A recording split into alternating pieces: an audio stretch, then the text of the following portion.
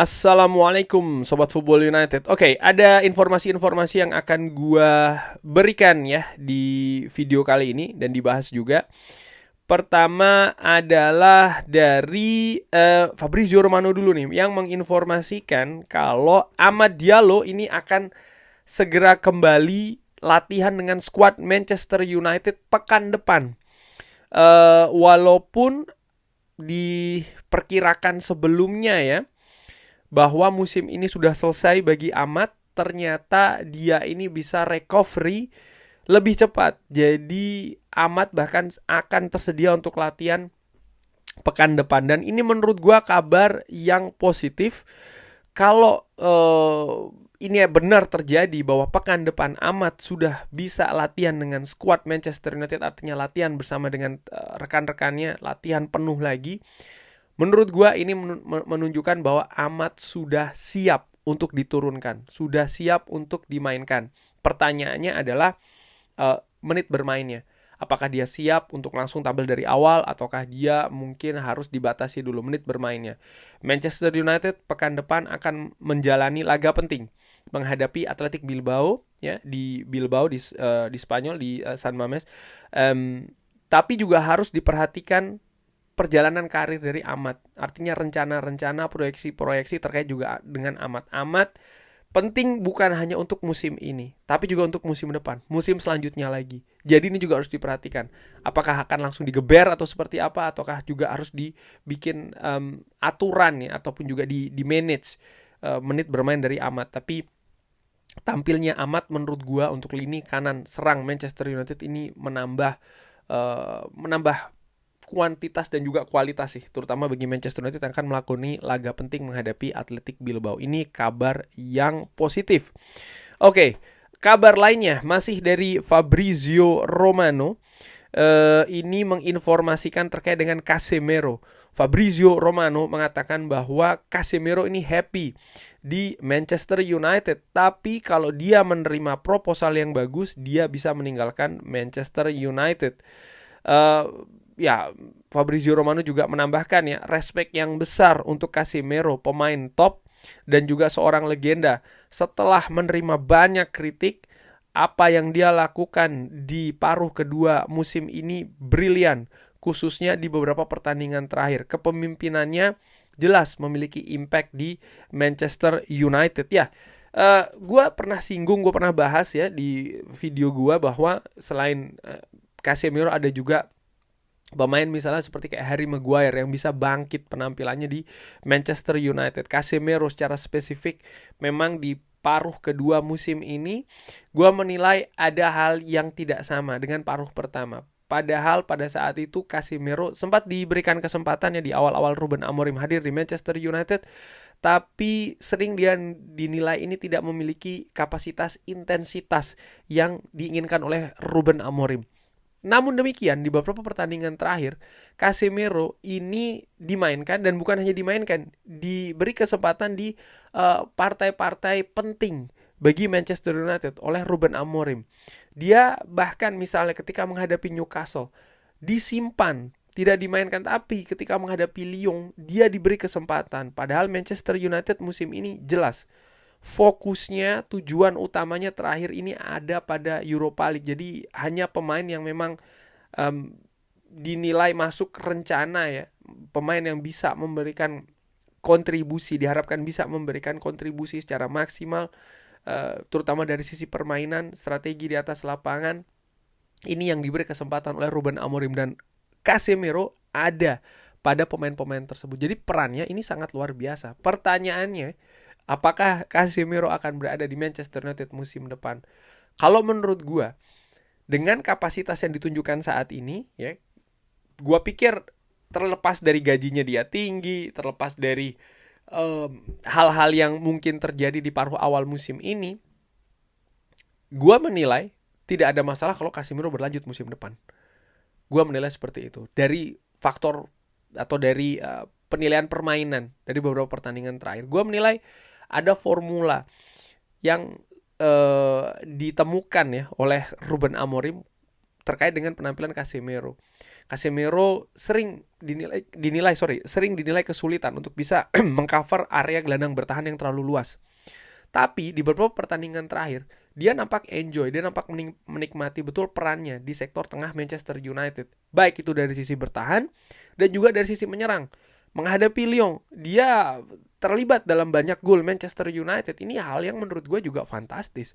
Bahkan di beberapa pertandingan ya, Ruben Amorim lebih memilih untuk merotasi Ugarte dibanding mengganti Casemiro. Casemiro sering diberi kesempatan secara maksimal di atas lapangan. Dan ini menunjukkan ada kepercayaan ya dari Ruben Amorim untuk Casemiro. Dan menurut gua Ruben Amorim juga tidak sembarangan ketika dia memutuskan untuk memberi menit kesempatan yang lebih banyak lagi kepada Casemiro, terutama di pertandingan-pertandingan penting, karena ada reputasi dari Ruben Amorim juga, ada beban tekanan juga yang Ruben Amorim ambil, sehingga dia pun juga ingin mendapatkan hasil yang maksimal, dan itu diberikan kepercayaan kepada Casemiro di lini tengah. Namun demikian, menurut gua lini tengah Manchester United tetap butuh perbaikan. Salah satu faktor yang harus diperhatikan juga adalah bahwa ya Casemiro juga memiliki waktu ya. Artinya kalau dilihat dari kontrak dari Casemiro ini kan juga tidak akan selamanya. Maksud gue selamanya adalah dia akan berakhir kontraknya ini di tahun 2026. Jadi katakanlah dia stay di Manchester United musim panas nanti, yaitu akan menjadi musim terakhir dari Casemiro di Manchester United. Dan Manchester United butuh pelapis. Manchester United butuh pemain yang juga bisa dipersiapkan untuk musim setelah Casemiro tidak berada di Manchester United. Intinya tetap atau cabutnya Casemiro di musim panas nanti, Manchester United gue harapkan tetap mendatangkan gelandang baru. Dan gelandang itu yang disebutkan ya, masih dari Fabrizio Romano, adalah Ederson. Ederson ini sekali lagi dikabarkan ya, didiskusikan secara internal dan disebutkan dia ini merupakan pemain yang sempurna untuk ide dari Ruben Amorim. Tapi klub juga mengetahui bahwa Ederson ini bukan hal yang mudah ya untuk mendapatkan Ederson. Ya bisa Ederson atau pemain lain menurut gue, tapi ya Manchester United menurut gue harus mungkin ya mendatangkan pemain tengah baru di musim panas nanti. Dan informasi terakhir yang akan gue bahas ini terkait dengan situasi penjaga gawang Andre Onana. Fabrizio Romano juga menyebutkan ya, dari apa yang Manchester United telah bayarkan ke Inter Milan untuk Andre Onana, mereka tidak ingin mengalami kerugian atau kehilangan keuangan ya, kehilangan uang dari situasi dari situasi Andre Onana. Artinya kalau Manchester United memutuskan untuk melepas Andre Onana, karena ya gue baca banyak di kolom komentar ya, fans mengatakan ya Andre Onana jual. Tidak hanya selesai di situ. Sekali lagi tolong dipahami, tidak hanya selesai di kalimat oke, jual. Apakah itu realistis atau tidak? Manchester United harus menjual setidaknya 30 juta euro untuk pemain yang saat ini performanya masih tidak stabil di Manchester United. Pemain juga yang sudah berusia 29 tahun.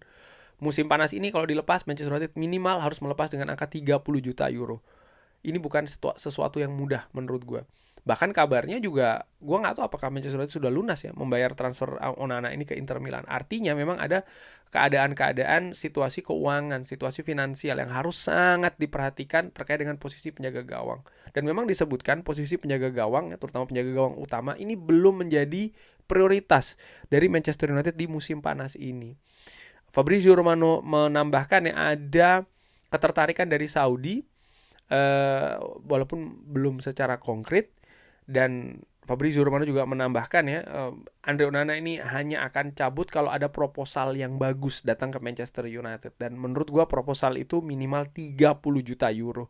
Atau dia tetap akan stay di Manchester United. Kalau seandainya dia tetap stay di Manchester United, ya ini merupakan pekerjaan ya, ataupun tanggung jawab dari sang pemain juga tim kepelatihan Manchester United.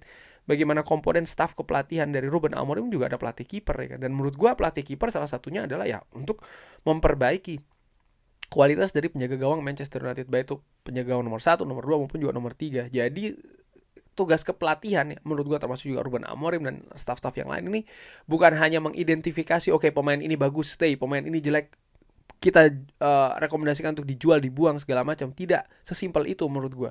Kalau hanya seperti itu ya berarti kapasitas dari tim kepelatihan Ruben Amorim ini rendah menurut gue. Sesimpel itu. Bukan berarti mereka tidak boleh merekomendasikan pemain untuk dilepas ataupun merekomendasikan pemain untuk didatangkan. Iya, tapi bukan hanya itu saja tugasnya. Tapi bagaimana mereka pun juga harus meningkatkan kapasitas dari pemain-pemain yang ada. Harus bisa dipacu. Dan kalau dilihat misalnya ya perjalanan dari Manchester United saja di musim-musim sebelumnya, ada beberapa pemain yang di periode sebelumnya tidak bisa berperforma bagus, tapi ketika ada pelatih baru dia bisa berperforma dengan bagus. Setelah pemain itu berperforma dengan bagus, tugas selanjutnya dari pelatih ini adalah bagaimana tetap bisa mempertahankan performa dari pemain-pemain tersebut.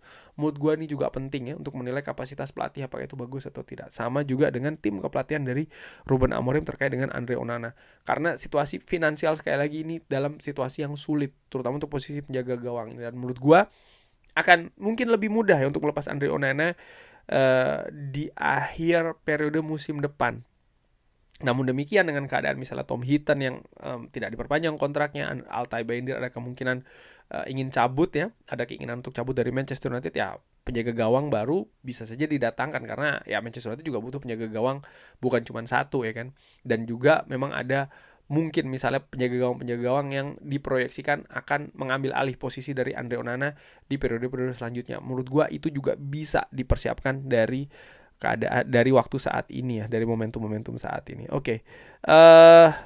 Sebelum gua akhiri, gua ingin pastikan apakah ada informasi baru. Oke.